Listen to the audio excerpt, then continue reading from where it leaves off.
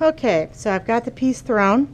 Remember, this is the one that we cut on the side, or that I cut on the side. You're going to use the popsicle stick to make that indentation, and now I'm going to cut off the lid. So the tools I need for this are the cleanup tool, the one that's got the scoopy metal blade on one side, and the flat blade on the other side, kind of like a double-edged X-Acto knife.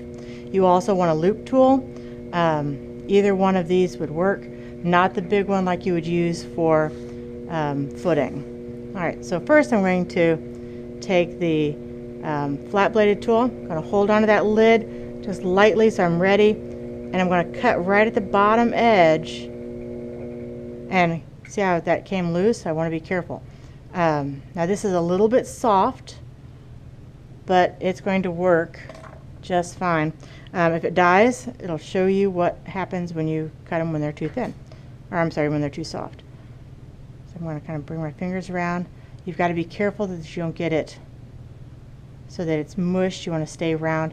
This is what I refer to as the belly button. You want to make sure that you smooth that out. Otherwise, you'll almost always get an S crack through there, through, again, the belly button. So take one of the rubber tipped tools and smooth that out, or your finger, something, to remove that memory. Otherwise, it shrinks back there. When it dries more, just take a green scrubby pad and go over that edge so it's nice and clean. So I'm going to set this part aside. And then I'm going to trim this. So now I need to trim in here to get rid of enough clay so that my lid sits down on there. So I'm going to take the square side of the loop tool, and I'm just going to carve down. Again, this is a little bit soft, so I may get some little things that stick inside there. I would probably just let those dry if it is too sticky, but it seems to be okay. So it needs to be perfectly leather hard. You can hair dry it, which is what I did, but when you do that, the inside stays really soft. So I'm going to carve a little bit more.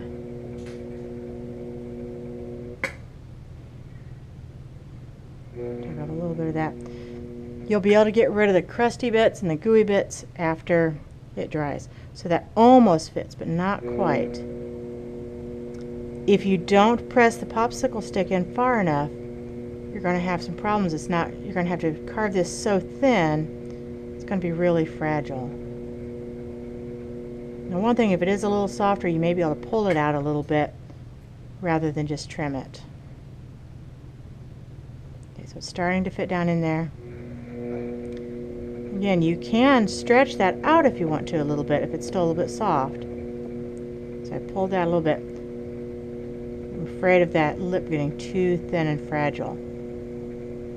Now notice the pot is still attached to the bat. I didn't cut it off. If you cut it off, then you've got to anchor it, and it just makes it more difficult. You do want to let your pots and your lids dry together. So if they warp together. And then once I get that together, so now it fits in there nice and tight. I also want to trim the bottom. Remember, that's when you use either the turning tool, or if you look through this little batch of stuff here, hopefully there's one of these tools. Now that one somebody has boogered up the end, so I need to trim that, sand that down a little bit. But if you set and keep your elbows braced and put that up against the side, I really like these to trim. Again, you come down, bring it all the way down to the bat so you can see that ring. And then go underneath it, and then if you cut that ring, it comes right off. And this you should do for every pot, not just these onesies. But the more you trim it before you cut it off or let it dry off, the less footing or cleanup you need to do after the fact, after it dries off, or after you cut it off. So always trim first. Again, that should be leather hard, regardless of what type of pot you're doing. And one thing you can do with this, if you are wanting to make that a little bit easier, I'll show you on the next video what you can do, how you can make it easier to see what's happening there. Okay. And then smooth that a little bit, and then I'm just going to let that dry. If I want to cut it off at this point, I can.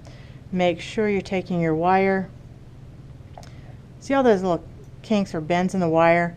That's from people bringing the wire through, overlapping the ends and pulling tight, and it crimps that wire. So don't do that. Just bring it through there. Just pull with one side, keeping it taut against the wheel.